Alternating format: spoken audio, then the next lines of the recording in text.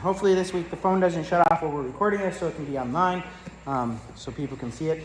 But we are looking today at the book of Judges. We're looking at Judges chapter 15 and 16, and we're not going to read all of that. That's a lot to read. So I'm going to kind of tell you a story. This is the story of Samson. It is the conclusion of Samson. So I said to my brothers yesterday as we were at dinner, I said, tomorrow we're killing Samson.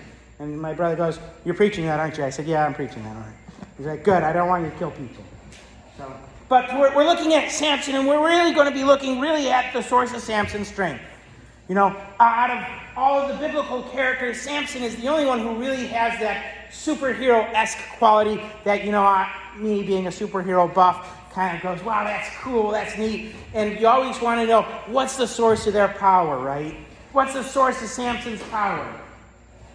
And generally we say it's his hair, and we'll get to that. And I'm going to argue that that's not really the source of Samson's power. So, now that I've told you what we're going to do, let's go do it. So, let me paraphrase to you what kind of takes place. Remember last week, Samson had met a girl. He thought she was pretty. And so he decided that he was going to marry her even though she was not of their tribe. All right, and his parents were like, well, you think this is a good idea? She's not an Israelite. She's a Philistine. This is a bad idea. He says, yeah, she's pretty. That's the one I want.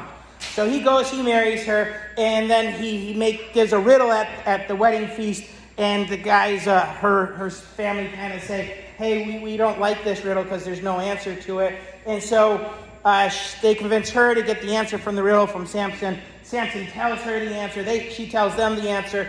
And then Samson goes and kills 30 guys to fulfill his bargain to the riddle. He's not a really great guy. We've kind of covered that. He's not a great guy, but he is a judge of Israel. All right? So Samson is really upset at his wife, and this is where Judges 15 picks up. He's upset at his wife, and so he kind of sent her back to her father. And so in Judges 15, we find that Samson is kind of lonely, and he wants to go visit his wife. And he goes back, and his father says, look, the wedding was never really consummated. You gave her back to me. You kind of indicated you were displeased. So I gave her away to somebody else. I gave her to your friend. So Samson's really annoyed at this.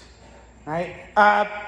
And so because he's annoyed at this, he not being a great guy, and he's annoyed at this, he takes 300 foxes, he ties their tails together, and at the joint of where he ties their tails together, he takes these torches, he lights them on fire, and then he sets the foxes off to the granaries of the Philistines.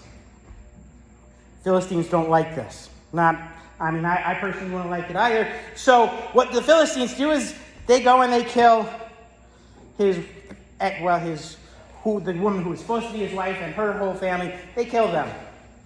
So Samson gets angry, and so he goes out and he kills all the people who killed his wife. All right, nice modern 1980s revenge plot movie going on here in the Bible. So Samson kills these Philistines. Well, that gets some more people upset, and so the Philistines come up, and he goes off and he hides in the cleft of a rock. Right. The Philistines come up to search out for Samson, and they're kind of throwing a hissy fit. And so some of the tribes of Israel, they go and find Samson and say, hey, Samson, these guys that are up here, they're doing all these bad things, so we're here to arrest you. And they have like 3,000 men there to arrest him. And Samson says to them, hey, are you going to kill me? And they say, well, no, we promise we won't kill you. We're just going to hand you over to the Philistines. So he lets them tie him up. He goes off with them to the Philistines. And then the Philistines, their plan was to kill him. And so when they go to kill him, the new ropes that are on Samson become like the wax candle thing. They're the wick of the candle, and he just breaks it. And then he ends up picking up a jawbone of a donkey and kills all the Philistines, 3,000 Philistines. All right? And so then this takes us to the end of chapter 15. I told you, I'm summarizing a lot of this. And so then we find out that Samson gets to be the judge of Israel for 20 years. Not a great guy, probably not the kind of guy you really want to be the judge, but he's the guy God chose. And so after about 20 years of him being the judge of Israel, he goes off, he finds a prostitute, and we find out that, Samson has this problem with women. Right? So Samson finds a prostitute, and the Philistines find out, hey, he's with this prostitute. So they kind of try to get him at the prostitute, at the city that's at, and he kind of rips the gates out of the city and walks up a hill and puts the gates back down in the ground so that the city is open for whatever. And then he finds another woman. Her name is Delilah. Right? Samson falls in love with Delilah. Right? We don't know why. Probably because she was pretty like all the other girls.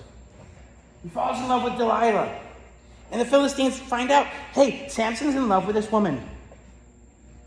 And so they kind of go to Delilah and they make a deal with Delilah. Find out what's the source of his power. Find out what's the source of his great strength so we can take it away from him. You know, and like I said, superhero kind of thing. This is like in every superhero movie. How do we take away the superpowers of the superhero? Right? Well, so Delilah asks Samson, hey, Samson, if you love me, tell me what the source of your power is. And so Samson makes up some reason. He tells her some lie. The source of my power is this. And so you takes that from him, kind of a thing. It's like, if you bind me with 6 brand new bowstrings, I'll be helpless. Okay, so she binds him with 6 bowstrings. And then she says, the Philistines are coming. And he breaks out of the bowstrings because that's not the source of her power. And so we do this like 4 or 5 times. She says, Samson, tell me what the source of your power is. And every time she does whatever it is he says it is to him, you know, and he keeps telling her the sources of it. Eventually, we get down to verse 17. And I will read this for you. All right. We'll start in verse 15. Then she said to him, how can you say I love you when you won't confide in me? This is the 3rd time you have made a fool of me and haven't told me the secret of your great strength. With such nagging, she prodded him day after day until he was tired to death. So he told her everything. No razor has ever been used on my head, he said, because I have been a Nazirite set apart to God since birth. If my head were shaved, my strength would leave me, and I would become as weak as any other man.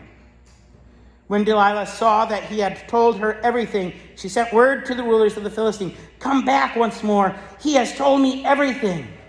So the rulers of the Philistines returned with the silver in their hands.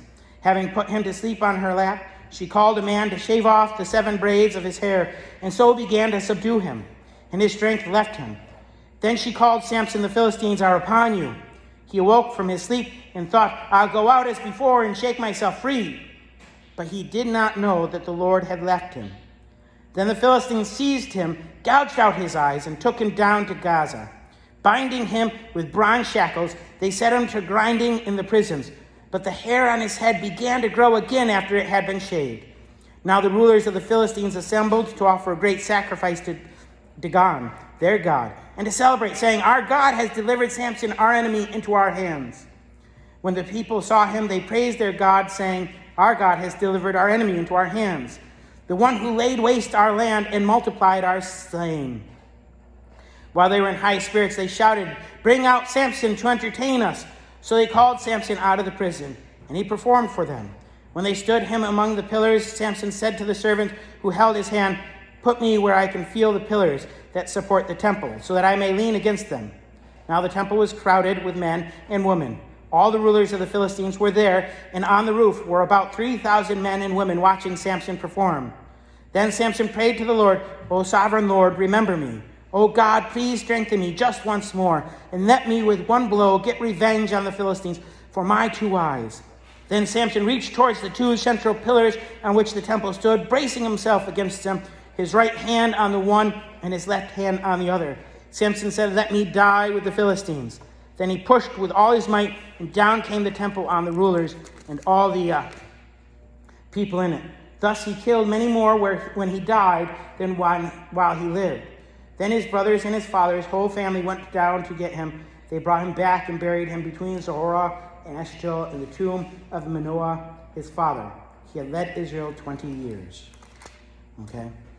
So we have Samson, and his statement is, right there in verse 17, he says, it's because I have been a Nazirite right? No razor has ever been used on my head because I have been a Nazarite set apart from God since birth. All right? And we talked a little bit about what a Nazarite was a couple weeks ago, about 4 weeks ago. But we really need to examine his argument that he is a Nazarite set apart for God from birth. All right? We find in verse 14, in chapter 14, that his mother was told to set him apart to be a Nazarite. All right? And so she was given some conditions, and we talked about that 4 weeks ago, what those conditions was. And so really, he was set apart from in the womb, not from birth, but from conception, really. But to be a Nazarite, you have to do 3 things. And we find these 3 things in Numbers chapter 6. The first of the things in Numbers chapter 6, looking at verses 3 through 4, says, he must abstain from wine and other fermented drink. He must not drink vinegar made from wine or from other fermented drink. He must not drink grape juice or eat grapes or raisins. As long as he is a Nazarite, he must not eat anything that comes from the grapevine, not even the seeds or skins. All right, so as a Nazarite, he kind of has to stay away from the fruit of the vine. All right, so we can go, okay, stay away from wine, stay away from grape juice. Let's look at Judges chapter 14. We'll be flipping back and forth to number 6, so if you're looking at that, just put a finger there. Judges chapter 14, verse 5. All right, this is when he wants to marry this woman, the pretty woman we were talking about, right? In Judges 14:5, he goes to meet her where? He says, Samson went down to Timnah together with his father and mother as they approached the vineyards of Timnah. All right? So he goes to meet them in the vineyards. All right? And you go, well, that's very weak evidence, Gary. That's very weak evidence. It doesn't say he ate the grapes. It doesn't say he drank the grapes. No, it doesn't. But my bet, given the quality of a human being that Samson seems to be, he probably plucked a few grapes and popped them in his mouth. Right?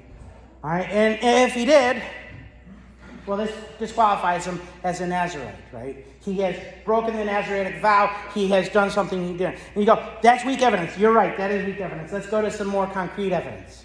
All right? Back to Numbers chapter 6. Verses 6 through 12, and we won't read all of this right now. But verses 6 in Numbers 6. Throughout the period of his separation to the Lord, he must not go near a dead body. Even if his own father or mother or brother or sister dies, he must not make himself ceremonially unclean on account of them, because the symbol of his separation to God is on his head. In other words, it's his responsibility.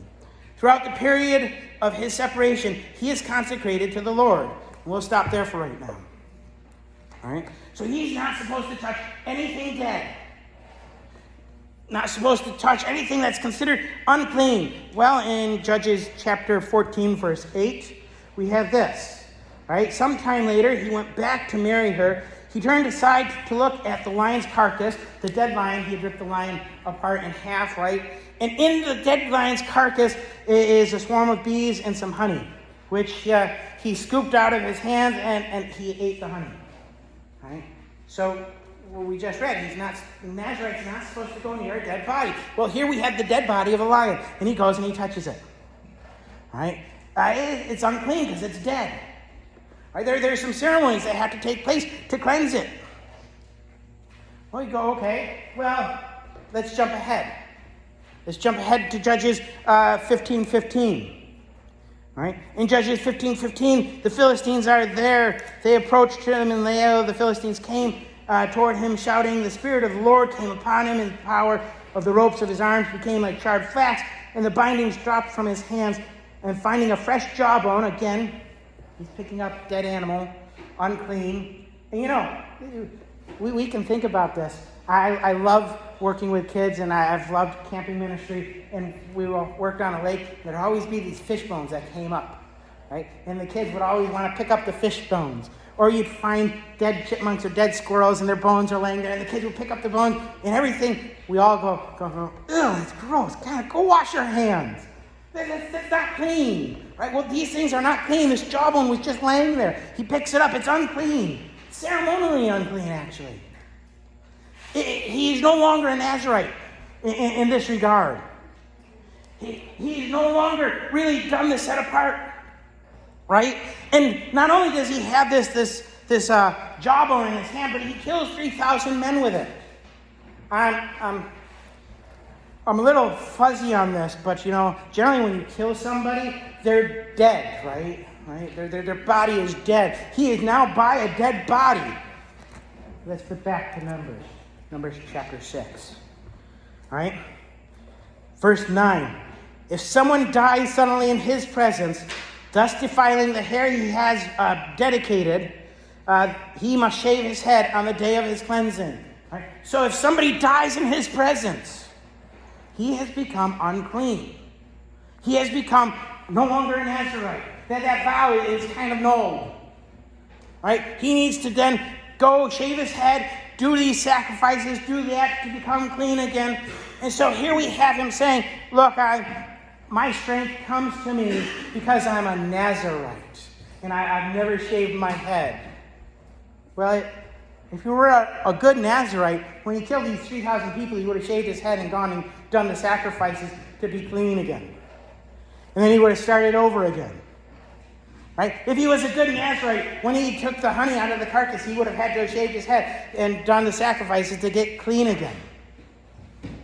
So I want to argue that it is not because he's a Nazirite that he has this strength, that he has this power.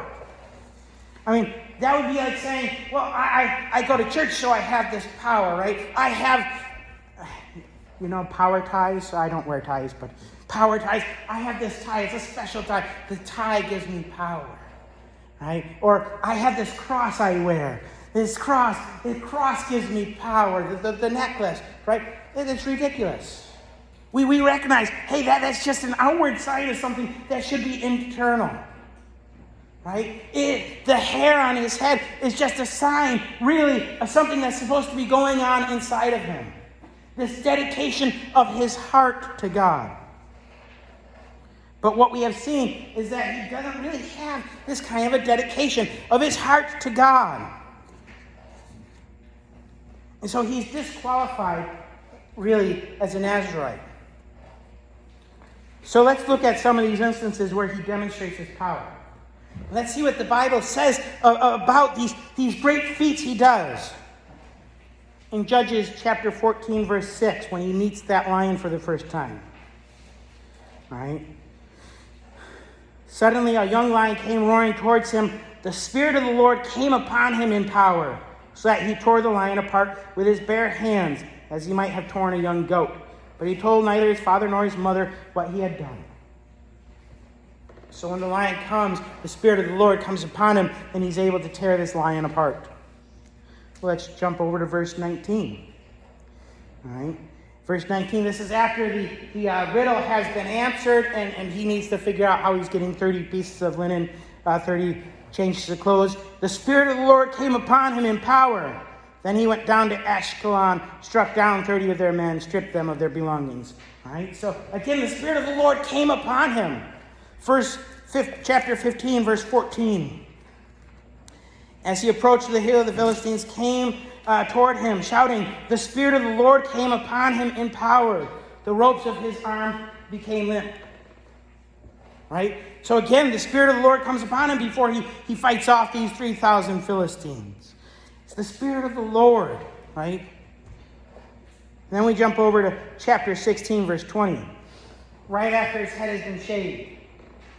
Right? His head has been shaved. Delilah yells, "The Philistines are coming!" Samson jumps up, and he goes out to kill them. Now remember, Samson's had his hair growing since birth. He's never had a razor touch his head. Now, I've had long hair in my life, about down to here. Apparently, I didn't look good like that, so I also don't look good bald, is what I'm told. But that one I don't have too much of a choice on. It's coming. When you cut your hair, you can feel it. I mean, even when I cut it from this length, I can tell that my hair has been cut. If my kids came and took a buzzer and buzzed my head at night, and I probably could see through that, I would know that my head was different. I would know that the hair is gone. right? So let's recognize that Samson knows that his hair's gone. There's no way he went from birth to now and had his hair all of a sudden gone and not known it was gone. So he knows the hair's gone. What he doesn't know, it says in verse 20,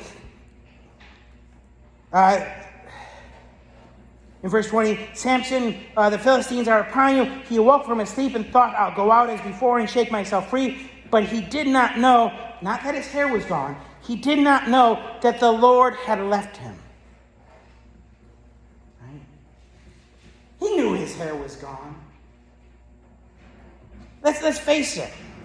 In the verse where he says, in verse 17, where he says that his hair is the source of his power, he has not been honest with Delilah yet about the source of his power. So why do we take it as, hey, his hair is the source of his power, if he has not been honest yet about it? Well, we say that because, after his hair is shaved, the strength's gone. Well, after the hair shaved, God has left him. And the strength's gone. Right? You go, yes, but in a couple of verses, in verse 22, it says, but the hair on his head began to grow again after it had been shaved.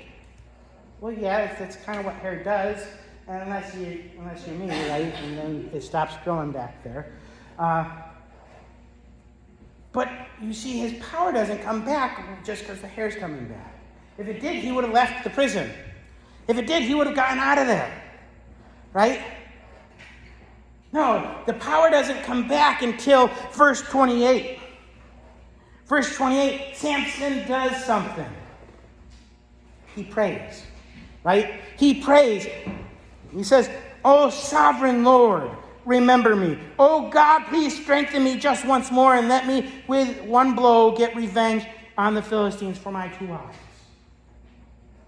Right? It's not the hair that gave him the strength. Right? It was the Spirit of the Lord upon him. It was that relationship he has with God. Right? And so as we look at Samson's story, and I was talking with Sarah about this last night, she said, I read ahead, Gary. I know the end of the story. And Samson's just a bad guy.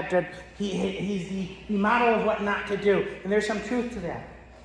But the reality is that the story is here so that we can recognize the source of his power is his relationship with God. The source of his power is the Spirit of God being upon him. And we must recognize that the source of our power as Christians, our ability to witness to the world, our ability to do what is good, what is right, does not come from ourselves. Right? We sang that in the Almighty Fortress. If it were on our own strength, we could not do it. But it is only through the strength of God that we are able to do the things that he has called us to do. It is only through his strength we are able to glorify him. It is only through his strength that we are able to stand against a world that tells us to do that which is evil and to do that which is right instead. It is only through the power of God. Not because we have this relic, not because we have this garment, not because our hair's long. I get jealous of my son whose hair is so nice, right? Of course, right now he's got this funny little poof. I remember when my hair was like that. That's not the source of our strength, right? It's not, it's not our youth. For those of you who are young, it's not our youth. For those of us who are old, who are like, hey, our youth's gone and so is our strength. Maybe that was our physical strength, but it's not our real strength. Our real strength is found in God. And so we need to stay with him. We need to walk with him. We need to abide with him, as Jesus says in John chapter 14. Right? And what we find is that Samson stopped doing that. In his discussions with Delilah, he put his love for Delilah over his love for his God. Right? And he poured out his heart for Delilah. And so there was a separation between God's blessing and him. And I think that's another thing to pull out of the story, right? is that when Samson loved something else more than he loved God, the blessing of God was separated from him. And you go, wait a minute, doesn't Romans say that nothing shall separate us from the love of God? Yes, it does, right? And we have to recognize there's a difference between the blessing of God and the love of God. Nothing will separate you from the love of God. God still loved Samson. But his blessing of power came off of him because Samson loved something else more. Right? And so we need to continue to abide with God if we want to have the power of Christ in us. If we want to live godly lives, we need to continue to abide. Because that's where our strength lies. Just like Samson, it's not the hair. It's just not. It's that relationship. So will you bow with me in prayer?